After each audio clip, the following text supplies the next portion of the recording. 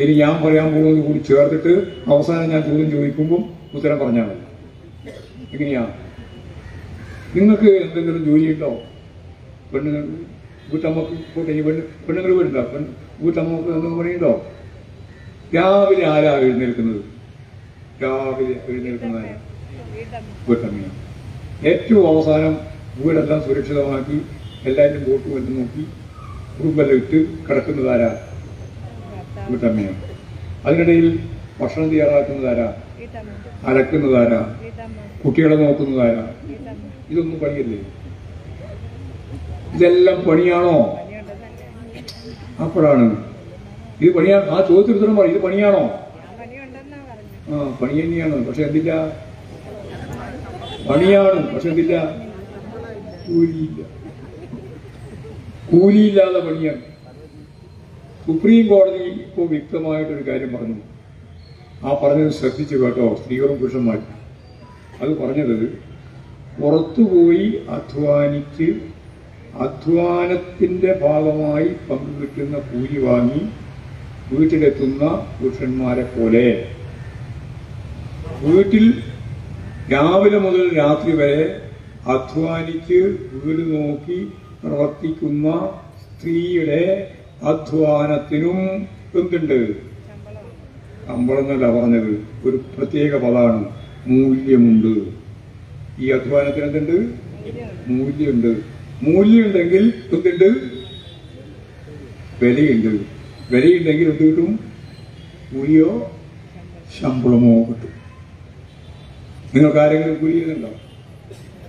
എന്നിട്ട് കോടതി പറഞ്ഞു, നിങ്ങൾ വീട്ടിൽ നിന്ന് പുറത്തു പോയി അധ്വാനിച്ച് അതിന്റെ ഒരു ഓഹരി, അധ്വാനത്തിന്റെ മുഴുവൻ കിട്ടുന്നില്ല, അതിന്റെ വിരമിച്ച പോലും ഉണ്ടാവില്ലല്ലോ, അതിന്റെ ഒരു ഓഹരി കൂലിയായിട്ട് വാങ്ങി ആ കൂലിയും കൊണ്ട് വീട്ടിൽ വരുമ്പോൾ ഞാനാണ് വീട് പോറ്റുന്നത് എന്ന് നിങ്ങൾ പറഞ്ഞാൽ അവിടെ ആ വീട് പോറ്റുന്നതിന് വേണ്ടി ഫലപ്രദമായിട്ട് അധ്വാനിക്കുന്ന മൂല്യമുള്ള അധ്വാനം ഫലപ്രദമായിട്ട് ഉപയോഗിച്ച സ്ത്രീകളെ അധ്വാന മൂല്യത്തിന്റെ കൃത്യമായ വില അല്ല, കൂലി എന്ന രീതിയിൽ അതിന്റെ ഒരു പങ്ക് കൊടുക്കാനുള്ള ബാധ്യത ആർക്കുണ്ട്?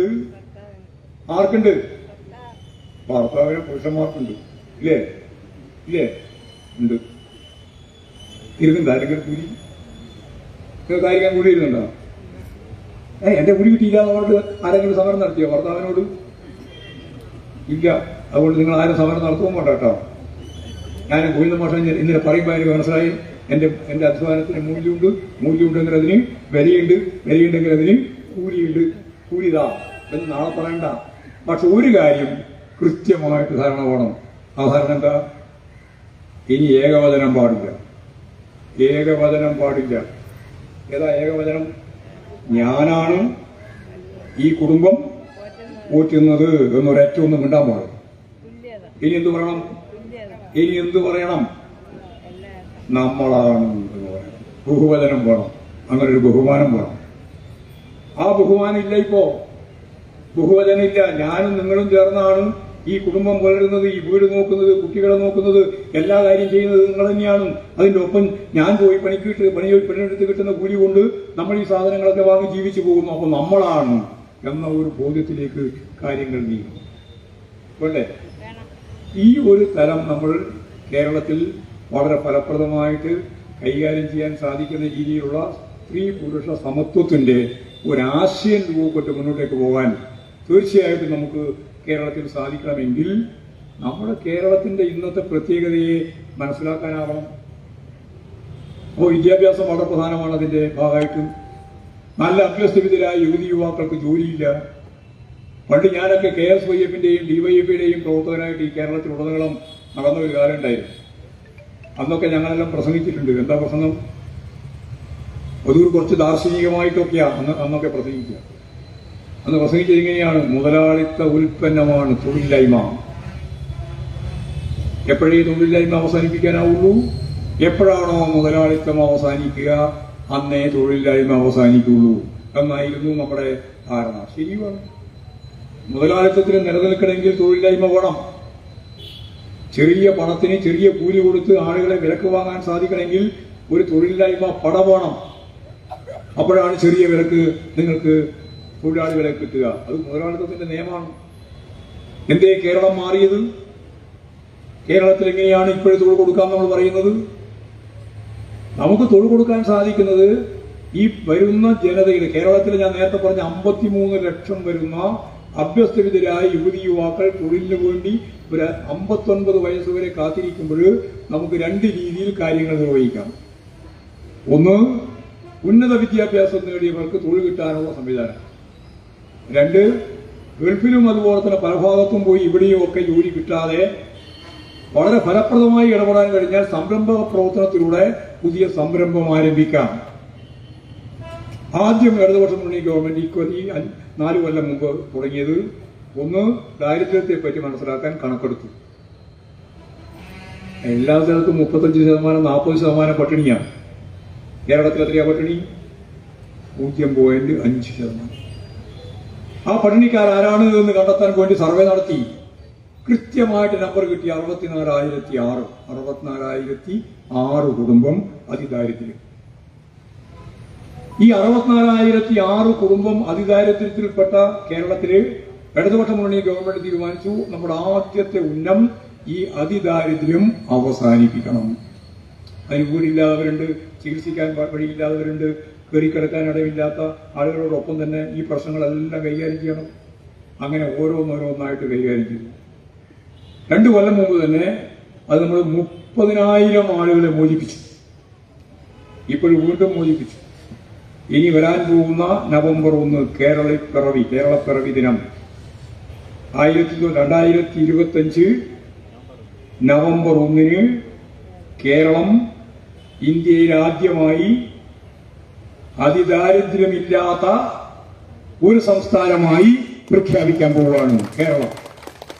ഇത് കേരളം പ്രഖ്യാപിച്ചിട്ട് 10 ആണ്ട് കഴിഞ്ഞാലും ഇന്ത്യയിൽ ഒരു സംസ്ഥാനത്തിൽ പ്രഖ്യാപിക്കാനാവില്ല.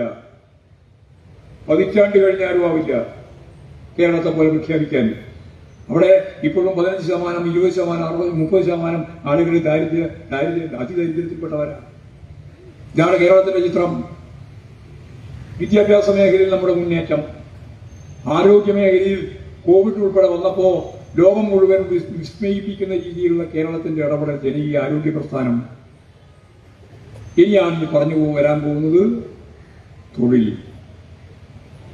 ഒരു സംശയമില്ല, എനിക്ക് കേരളത്തിലെ ഇടതുപക്ഷ ജനാധിപത്യ മുന്നണിക്ക് ഇനിയും മുന്നോട്ടേക്ക് പോകാൻ സാധിച്ചാൽ, സഖാവ് പിണറായി കേരളത്തിന്റെ മുഖ്യമന്ത്രി പറഞ്ഞതുപോലെ, ഈ കേരളത്തെ ഒരു നവ കേരളമാക്കി രൂപപ്പെടുത്തുമ്പോൾ തൊഴിലില്ലായ്മ ഉൾപ്പെടെയുള്ള പ്രശ്നം നമുക്ക് കേരളത്തിൽ പരിഹരിക്കാം. നല്ല ആത്മവിശ്വാസത്തോടെയാണ് ഞാൻ പറയുന്നത്. വെറുതെ പറയുന്നില്ല, അനുഭവത്തിന്റെ വെളിച്ചത്തിലാണ്. നമുക്ക് പരിഹരിക്കാം.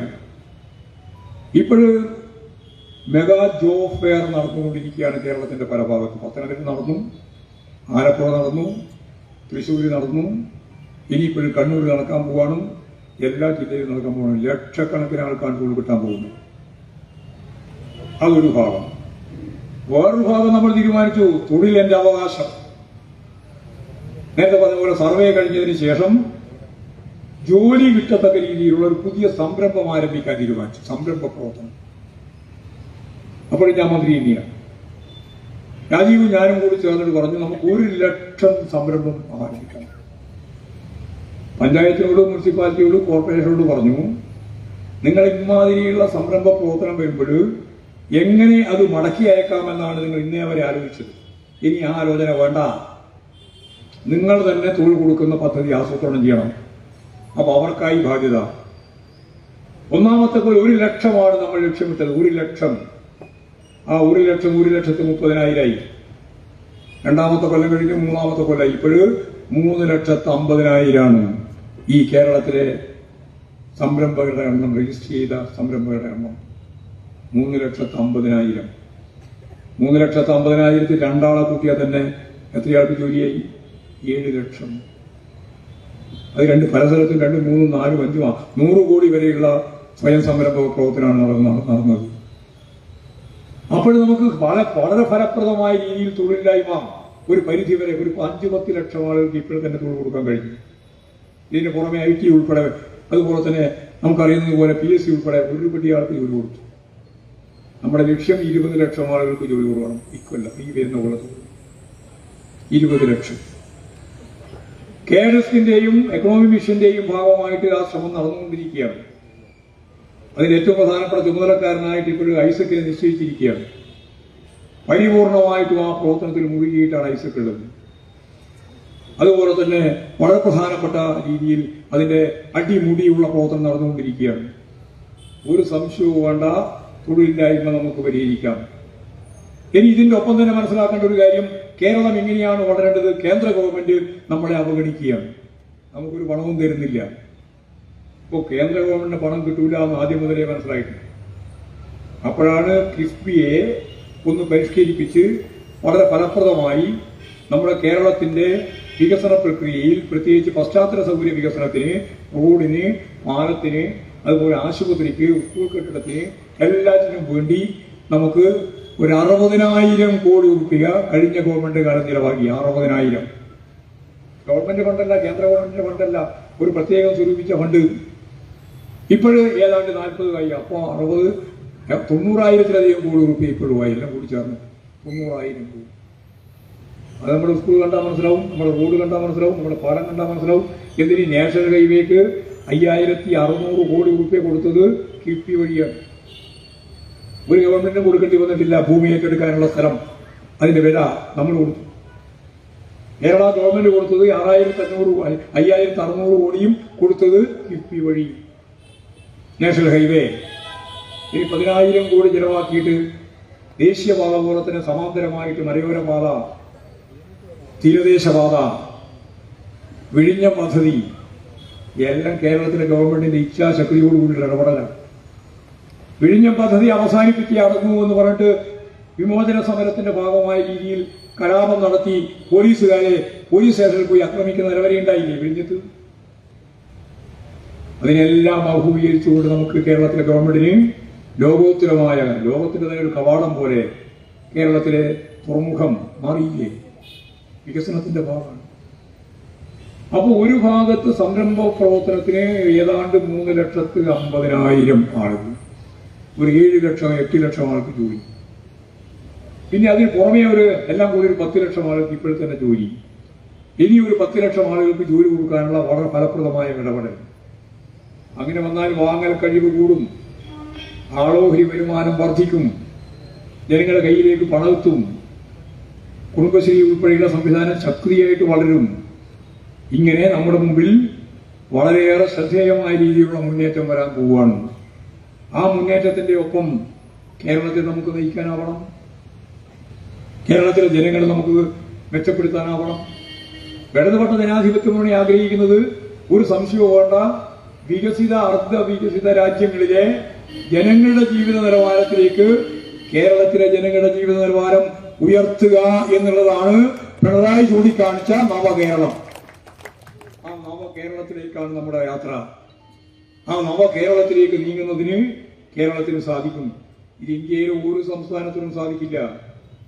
ഇപ്പോഴും നമ്മൾ പണമില്ലാതെ വന്നപ്പോ കേന്ദ്ര ഗവൺമെന്റ് നമ്മളെ വമ്പിച്ച രീതിയിൽ പ്രതിരോധിക്കുന്നു എന്ന് വന്നപ്പോ നമ്മൾ എറണാകുളത്ത് വെച്ച് 26 രാജ്യങ്ങളുമായിട്ട് ബന്ധപ്പെട്ട് 2,000-ഓളം ആളുകൾ പങ്കെടുത്ത ഇൻവെസ്റ്റ്മെന്റ് മീറ്റ് നടത്തി. ഞാനും അതിൽ പോയതാണ്.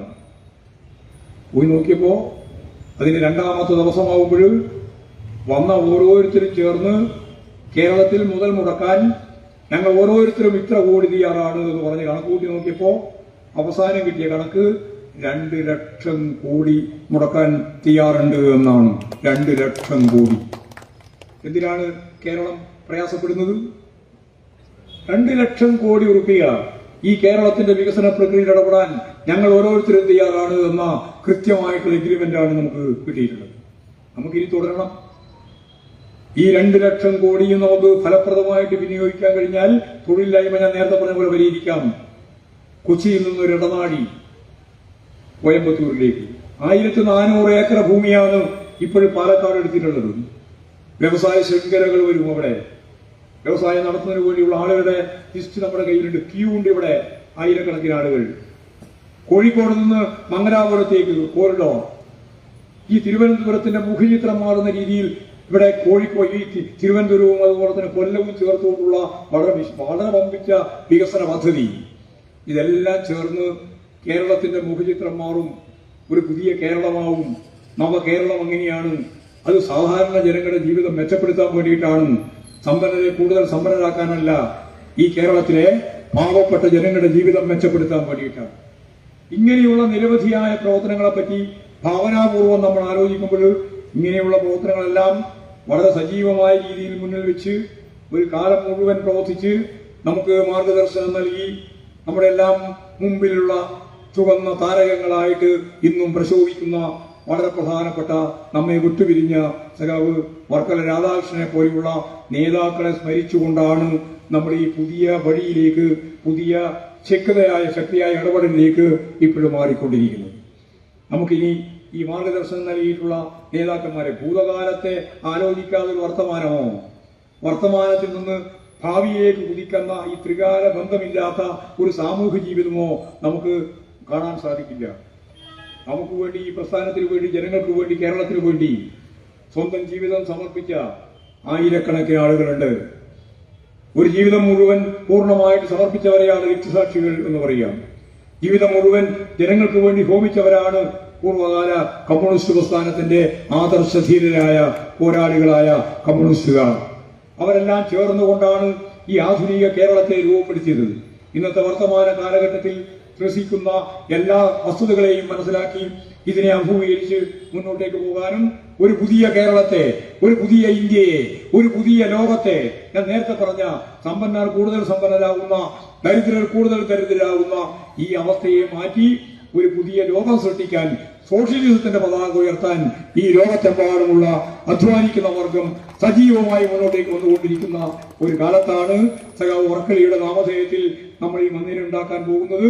വളരെ വേഗം എല്ലാവരുടെയും പരിപൂർണമായ പിന്തുണയോടുകൂടി അത് പൂർണ്ണമായ രീതിയിൽ, നമ്മൾ ആഗ്രഹിക്കുന്ന രീതിയിൽ പൂർത്തിയാകാനാവട്ടെ എന്ന് ആശംസിച്ചുകൊണ്ട് ഈ പരിപാടി ഔപചാരികമായി ഉദ്ഘാടനം നിർവഹിച്ചുകൊണ്ട് ഞാൻ എന്റെ വാക്കുകൾ ഉപസംഹരിക്കുകയാണ്. ഇതിന്റെ നമുക്ക് വളരെ വേഗം അവസാനിപ്പിക്കാം. റിപ്പോർട്ട് അവതരിപ്പിക്കുന്നതിന് ചുരുങ്ങിയ റിപ്പോർട്ടാണ്. അതിന്റെ കൺവീനർ ബിജുവിനെ ക്ഷണിക്കാം.